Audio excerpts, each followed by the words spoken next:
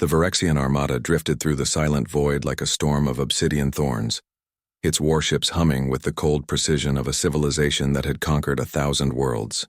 Grand Strategist Kale Vor stood on the command dais of the Eclipse Sovereign, his chitinous fingers tracing the holographic projection of a small, blue-green planet orbiting an unremarkable G-type star. Designation Sol 3, droned the tactical AI. Class M, atmosphere breathable, biosphere stable, population 8.2 billion. Technological tier, pre-warp. No energy signatures beyond primitive fission fusion. No orbital defenses. No fleet presence. Kyle's mandibles clicked in mild amusement. Another soft world. Another easy harvest. The Virexian Empire did not conquer for glory. They consumed.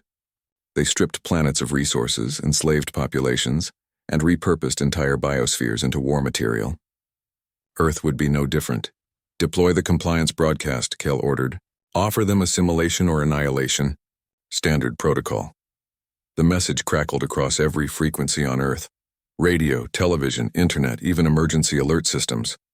A towering hologram of Kale Vor materialized over every major city, his voice a synthesized growl that shook glass and bone alike. People of Earth, you are now subjects of the Virexian Empire. Surrender your governments, your weapons, your will. Resistance is inefficient. Obey, or be unmade. Silence followed. Then laughter, not panic. Not please. Not even fear. Laughter. In Tokyo, a group of teenagers watching the broadcast on a cracked smartphone burst into giggles. In Nairobi, a street vendor spat on the ground and muttered, "Another Tuesday." In Moscow, a retired general poured himself another shot of vodka and said, "Let them come." Kyle frowned.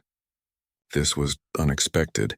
Then Earth responded, not with weapons, not with warships, with noise, every radio telescope, every satellite dish, every ham radio operator, every TikTok live stream suddenly blared with a single deafening signal, a distorted, bass-heavy remix of Never Gonna Give You Up by Rick Astley, layered over heavy metal guitar riffs, Bollywood beats, and the sound of 1,000 air horns.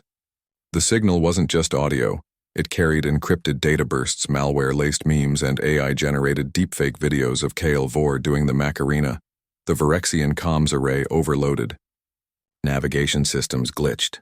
2 scout drones collided mid-orbit after misinterpreting a cat video as a tactical maneuver. "What is this?" Kyle snarled, claws digging into the console. "Unknown," replied the AI, its voice glitching.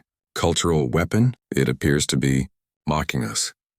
Then the real weapons arrived, not from orbit, from underground, from hidden silos in the Gobi Desert, from decommissioned Cold War bunkers in the Rockies, from Antarctic research stations buried under ice. Humanity launched not nukes, but probes. Tiny, self-replicating von Neumann machines disguised as space junk, now activated. They latched onto Virexian hulls, analyzed their tech, and began reverse engineering. Within hours, Earth's orbital debris field began reassembling itself into crude but functional defense platforms, jury-rigged from old satellites, scrap metal, and 3D printed parts.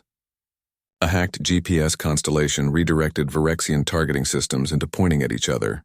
A swarm of drone bees, originally designed for pollination, now carried EMP charges and swarmed sensor arrays like angry hornets.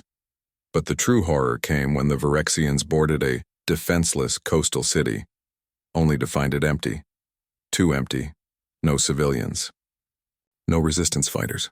Just silence and signs. "Welcome to Seattle. Read one. Try our coffee." Then the ground moved. Beneath the city, humanity had spent decades building not just subways but labyrinths, tunnels lined with sonic emitters, hallucinogenic gas vents, and AI-controlled turrets disguised as fire hydrants.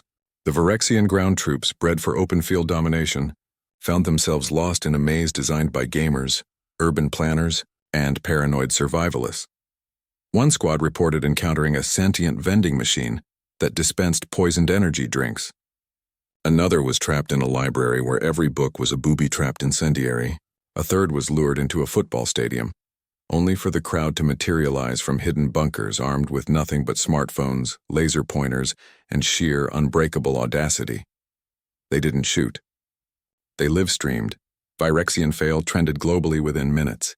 Memes of confused alien soldiers trying to use a toilet went viral.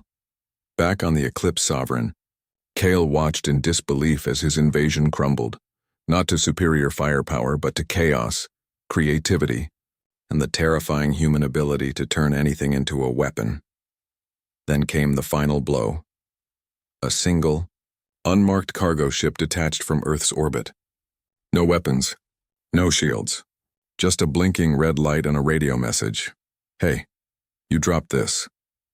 Attached to the ship was a captured Virexian dreadnought core, now jury-rigged into a crude but functional planet cracker. And it was aimed at the Virexian homeworld. The message continued. We reverse-engineered your tech in 12 hours. We've been building weapons since we learned to throw rocks. You thought Earth was a farm. It's a foundry, and you just handed us the blueprints for your empire. Kyle's blood ran cold. For the first time in millennia, the Virexian Empire felt fear, not of death but of humiliation, of being outsmarted by a species that turned pop culture into psychological warfare and coffee shops into death traps. Earth hadn't just defended itself, it had declared war on conformity. As the cargo ship jumped to warp, carrying not just a weapon, but the idea of human ingenuity, the last thing Kale heard was a distorted audio clip echoing through his ship's comms. Never gonna give you up. Never gonna let you down. He slammed his fist into the console. Retreat, he roared. All fleets retreat. And never speak of this world again. But it was too late. Across the galaxy, whispers began. Of a soft blue planet that didn't fight with fleets but with fun. Of a species that weaponized joy, sarcasm, and stubborn hope. And somewhere in the void, humanity smiled, because they weren't just survivors. They were the galaxy's most dangerous weapon, forged in chaos, tempered by memes and sharpened by the unshakable belief that no empire is too big to be trolled into oblivion.